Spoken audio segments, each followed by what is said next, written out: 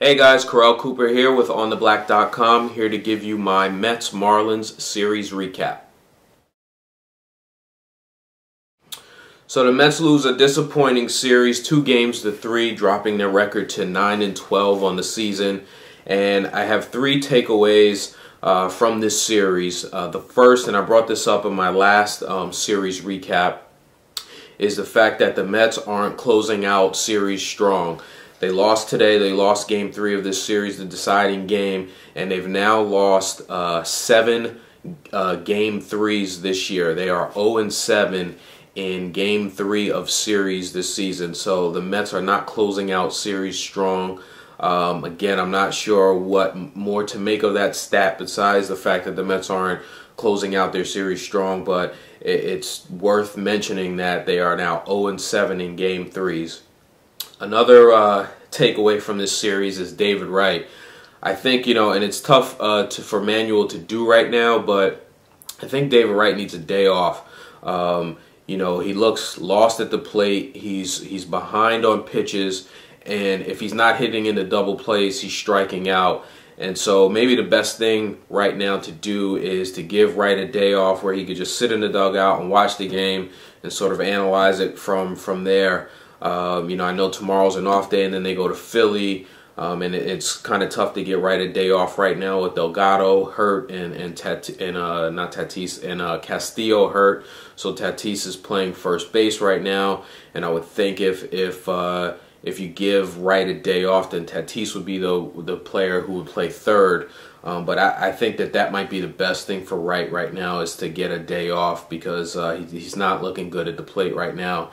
And if the Mets are going to be successful this year and get on a roll, they're going to need his bat to heat up. And my third takeaway from this series is Johan Santana. Santana pitched good again today. The Mets lost the game. They blew it late. And, Santana's record right now is 3-1.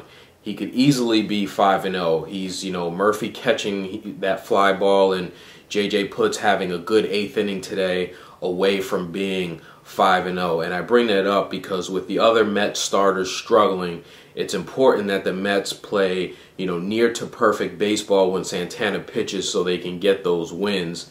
And, he's had 5 starts this year. He's looked good in all 5 starts, and the Mets only have 3 wins to show for it. So, it's important for the Mets to win Santana starts. And now it's time for my Who's Hot, Who's Not segment. Who's hot? Carlos Beltran. Beltran extended his hitting streak today to 12 games. He's batting near 400, among the league leaders in average, and Beltran's looking really good at the plate lately. I wish he would slide into second and home base when he needs to, but at the plate, he's looking good. Beltran is probably the hottest hitter in the Mets lineup right now. On the flip side of that, who's not? J.J. Putz. Putz got the loss today. He didn't look good in the 8th inning. And, an interesting stat here, in 11 innings pitched, Putz has walked 6 batters. So he's shown some control issues early in the season. Hopefully he can turn that around. We're going to need Putz to be strong in that 8th inning, but early on showing some control issues. 6 walks in 11 innings, not good for your setup guy. Up next for the Mets, they travel to Philadelphia for 3 games this weekend, Friday, Saturday, and Sunday. It's their first meeting with the Phillies this year. Phillies are World Series champions, one of the hottest teams in baseball right now as well. Coming into today, I believe they've won 5 in a row.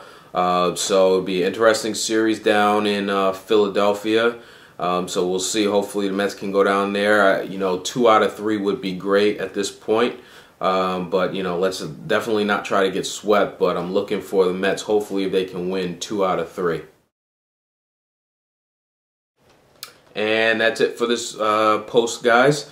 Let me know your thoughts on the Mets-Marlins series and any thoughts you may have on the Phillies series coming up this weekend. Talk to you guys soon.